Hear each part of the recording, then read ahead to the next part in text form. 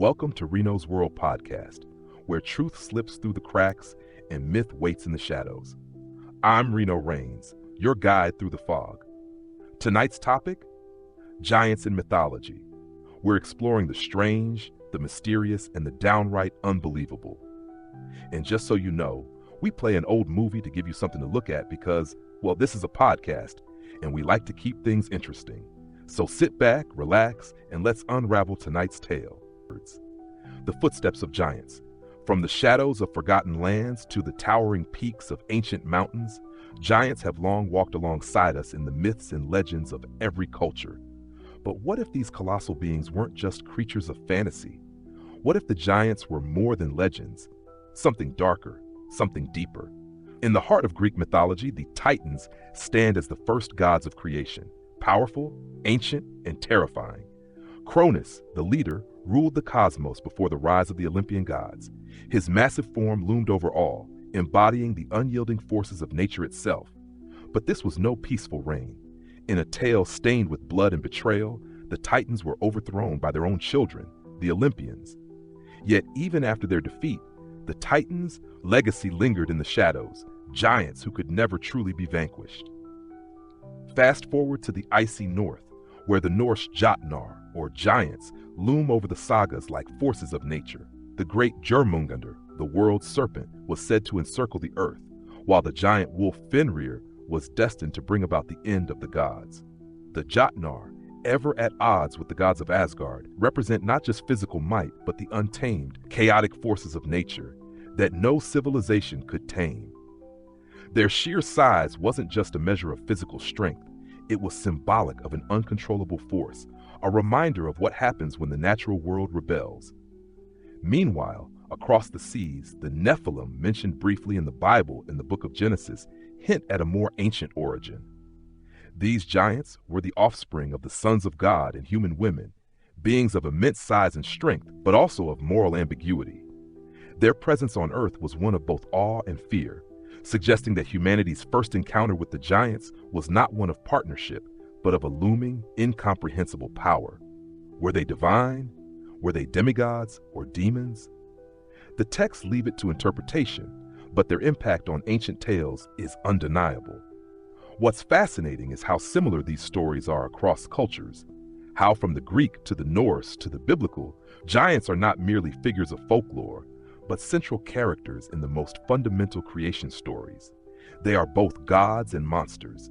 They live beyond human comprehension, towering above civilizations, influencing history in ways we might never fully understand. The image of a giant isn't just a relic of myth, it's a shadow over our collective imagination.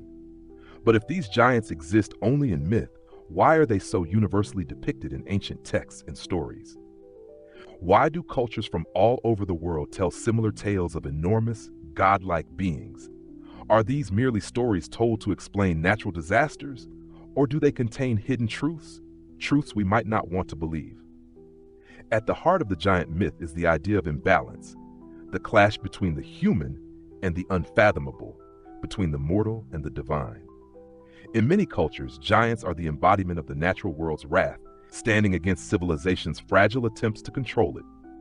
As giants clash with gods and humans, the outcome is often destruction. Yet, paradoxically, the giants are not destroyed. They return, time and again, in stories that endure through the centuries. In the Greek myth of Typhon, a monster so huge it could cover the earth in its shadow, we see the ultimate battle between order and chaos. Typhon, born of Gaia, Mother Earth, is a being whose size defies all comprehension, challenging even the might of Zeus. Yet, Typhon's defeat is far from final. Like the Titans before him, he lingers in the mythic underworld, ever threatening to rise again. In the Norse tales, the Jotnar are not simply enemies to the gods. They are a reflection of the very chaos that threatens to unmake the world. The final event of Ragnarok, the end of the world, will be a battle between gods and giants, with the Earth's destruction marking the return of giants as an unstoppable force. And what of the Nephilim, the giants of biblical legend? Some believe they were real, cast out by God for their unnatural birth. Others argue they're merely symbolic, representing mankind's fall from grace. But their mention in ancient texts suggests a presence, one that cannot easily be ignored. Could these giants have walked the earth, their towering forms casting long shadows over early humanity? Or were they merely a warning, a metaphor for the dangers of defying divine order? As we journey further into the ancient world, the line between myth and reality begins to blur. What if the stories of giants weren't just the product of overactive imaginations, but of something more tangible, something that stretches back into the very bones of history? The giants of mythology may be much more than myth. One theory that has gained traction over the years is that giants are rooted in the existence of ancient, giant humanoid beings who lived long before modern civilizations rose to power. Some suggest that these giants were a race of beings who once walked the earth but mysteriously vanished, leaving only stories behind. In some cases, these theories are supported by archaeological finds, giant bones, ancient structures, and unexplained artifacts. One of the most widely discussed pieces of evidence is the giant skeletons that have been discovered throughout history. There have been reports of enormous bones being uncovered in places like Newspaper Rock in Utah and even in ancient burial sites in the Middle East. While some dismiss these findings as hoaxes or misidentifications, others point to the sheer size and consistency of these reports as evidence of something much greater. Could giants have once walked the earth, their colossal forms towering over the first human civilizations? It's not just physical evidence that stirs the imagination. It's also the stories that persist through cultures. The Greek Titans, Norse Jotnar, and biblical Nephilim all speak to a shared cultural memory. These beings were not simply written into stories. They were integral to the very fabric of human creation. Could these stories be remnants of a forgotten history, passed down through generations as a form of collective memory? One theory suggests that giants may have been exaggerated representations of early humans or humanoids who were significantly taller than modern humans. As populations were smaller and life expectancy shorter, early humans may have appeared more formidable, especially in comparison to the people around them. Stories of their enormous size could be the product of this awe, passed down until they became tales of giants. In many ways, giants may have been seen as gods, creatures with supernatural strength and divine connections, capable of feats beyond the realm of possibility. In contrast, others argue that the giants of myth could represent the natural forces of the world, tangible embodiments of Earth's violent storms, volcanic eruptions, or earthquakes. In ancient times, these massive events were often difficult to understand. Earthquakes would shake entire cities, storms would devastate crops, and volcanic eruptions would wipe out civilizations. In the face of such destructive power, it's easy to imagine how giant beings could have been created to explain the immense and mysterious forces that controlled their lives. The Nephilim, often mentioned in the Bible as beings of unimaginable size, add another layer of intrigue to the theory. According to some interpretations, these giants were the offspring of fallen angels and human women. If we take this theory at face value, it suggests that the giants weren't merely figures of strength and destruction, but also of divine origin, a hybrid race that straddled the line between gods and mortals. The idea that giants were once tangible beings, born of both celestial and earthly forces, adds a supernatural dimension to the myth. But what about the fossilized evidence and sightings of giants throughout history?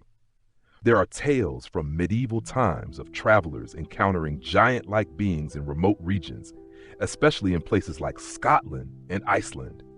Some explorers and even historians claim to have seen the remnants of giant structures, massive stone walls and footprints too large to be human. While these accounts are anecdotal, they still persist in the lore of many cultures. As we consider the physical evidence and witness accounts of giant-like beings, one must wonder, what if giants were real, but they existed in a different form than we imagine? Perhaps they weren't the lumbering titans of myth, but an ancient race of humans or humanoids who were incredibly tall, living in an era where the human body could grow to extraordinary proportions. There are modern-day reports of people claiming to have seen unusually large figures in remote areas. Could these reports be remnants of ancient truths filtered through time and distorted by myth? The idea of giants touches a deep, almost primal part of our psyche. Whether they were gods, humans, or something entirely different, the story of giants is a reflection of our fear and awe of the unknown. They represent forces that we can't control, the overwhelming power of nature and the mysteries of our distant past. Perhaps giants didn't just walk the earth, they shaped it in ways we can't fully comprehend. So, what's the truth? The evidence, while intriguing, is largely circumstantial.